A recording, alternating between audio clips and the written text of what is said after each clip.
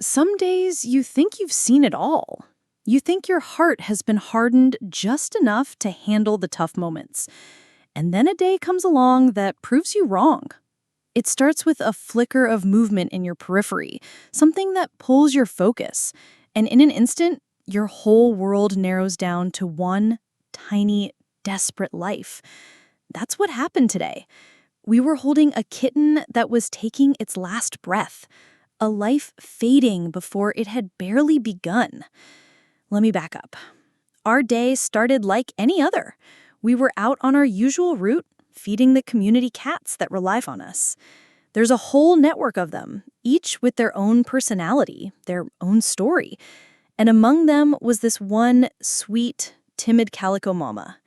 We'd been leaving food and fresh water for her every day for the past week or so. She was shy, but you could see the gratitude in her eyes. We knew she had babies somewhere nearby, but she was keeping them well hidden, as any good mother would. Today was different. As we pulled up, she didn't wait for us to put the food down. She came trotting right towards us, and my heart caught in my throat. She had a tiny kitten dangling from her mouth, and then I saw it, a raw, ugly wound on her nose. It wasn't an accident, not a scrape from a fight. It looked like she'd been struck, deliberately. She gently placed the kitten at our feet, looked up at us with those pleading eyes, and it was like she was saying, "I can't do this alone. Please, help us." We were reeling, trying to process what was happening. We immediately went to the local security guard. We see him every day. We ask him, "Did you see anything? Do you know who could have hurt this cat?" We pleaded with him to check the cameras to help us find who could do something so cruel to a nursing mother. But he just shrugged. He gave us that look of complete indifference, the one that says, "It's just a cat." It's a look we see too often. It's a look that breaks your heart, knowing that for so many people, the suffering of these innocent creatures just doesn't register. While we were getting nowhere with security, the mama cat wasn't waiting. She knew who her allies were. She turned and trotted back to her hiding spot, and a moment later, emerged with another kitten. She was systematically bringing her entire family to us, the only people who had ever shown her kindness. A couple of kids from the neighborhood who often watch us feed the cats saw what was happening and wanted to help. They found a third kitten, and then a fourth, a slightly bigger one, huddled in a dusty corner. Our mission was suddenly clear: secure all these babies and get this injured mama the help she desperately needed. Just then, an older man who lives nearby came over. He saw the commotion and the look on our faces, and he told us what happened. His voice was low, and he seemed ashamed of what he was about to say. He told us this poor mama had tried to find a safe place for her babies inside a nearby building. She'd tucked them under a sofa, just trying to get them out of the blistering heat. And then, starving, she went into a kitchen where she found a bowl of milk. She was just trying to get enough nourishment to feed her babies. But an old woman who lived there came in, and instead of compassion, she felt rage. She grabbed a heavy spoon and hit the cat right in the face, and then she threw the tiny, helpless kittens out into the street. Hearing that, it just takes the air right out of your lungs. To think of that level of cruelty, to punish a mother for trying to survive, it's a darkness that's hard to comprehend. As he was telling us this horrifying story, the mama cat came back one last time. She was carrying her fifth kitten, but this time, it was different. The kitten was limp, unconscious. One of our team members didn't even hesitate. She scooped up the tiny body and ran for the car, speeding off to the emergency vet. It all clicked into place. Why this mama was so frantic, why she hadn't touched her food. She wasn't just bringing us her babies, she was bringing us her dying child, hoping for a miracle. And the rest of us were left with the remaining 4 kittens, huddled together on the hot pavement. The sun was merciless. You could see them panting, weak from the heat and dehydration. We didn't have a proper carrier with us right at that moment, so we had to improvise. We found a discarded piece of plastic, washed it out with our own drinking water, and filled it for them. A moment later, the kids who were helping ran back with a clean bowl and more water. It was a small gesture, but in that moment, it was everything. Seeing those tiny pink tongues lapping up the water was the first bit of relief we had felt all day. We couldn't leave them there. The heat was getting worse by the minute. We carefully gathered the mother and her 4 remaining babies and brought them back to our rescue center.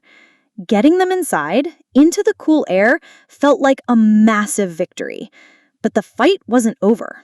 The moment we put them down in a safe, clean enclosure, the mother cat started to panic. She wasn't settling in. She was pacing, sniffing every corner, ignoring the food we offered her.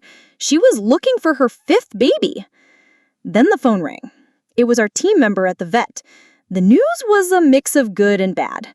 The good news: the vet had examined the mother's wound. It was nasty, but it would heal. They had cleaned it and given her pain medication and antibiotics. The other kittens we had with us were checked over and seemed to be okay, just dehydrated and shaken. The bad news: the 5th kitten had severe heat stroke. Its tiny body was fighting, but it was incredibly weak. They were doing everything they could, but the prognosis was guarded. All we could do was hope. And back at the shelter, the mother cat could feel it. She knew one of her babies was missing and in peril. It was one of the most heartbreaking things I've ever witnessed.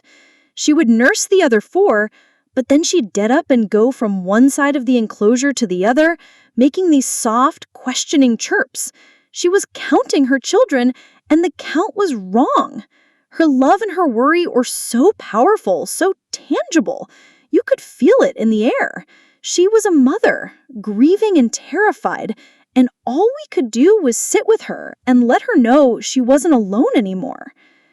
After a little while, as things quieted down, our resident cats started to notice the new arrivals. First came Jasmine. Jasmine is our queen, and she runs a tight ship. She strolled over, peered into the enclosure, and her tail started twitching. She let out a few low, grumbling meows, which basically translate to, "And who do you think you are? This is my house." She never likes new guests, at least not at first. She gave them one last dirty look and stalked off in a huff, thoroughly unimpressed.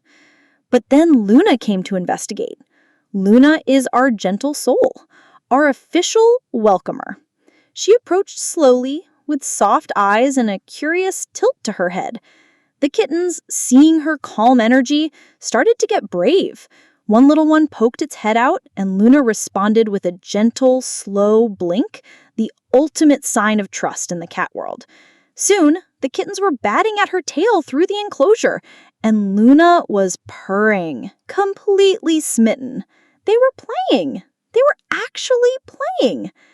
And that's when we saw the change in their mother. Seeing her kittens safe, seeing them playing with a kind new friend, something in her finally started to uncoil. The frantic pacing stopped. She laid down, pulled her babies close, and began to groom them with deep, rumbling purrs. She looked over at us, and for the first time all day, her eyes weren't filled with terror, but with a profound, weary gratitude. She was worried about her missing baby, we all were, but she knew her family was finally safe from the cruelty of the world. In rescue, you don't always get perfect storybook endings. The world can be a harsh place, but you do get moments like this. Moments of incredible resilience, of a mother's fierce love, and of a community, kids, neighbors, rescuers, coming together to change one small family's world.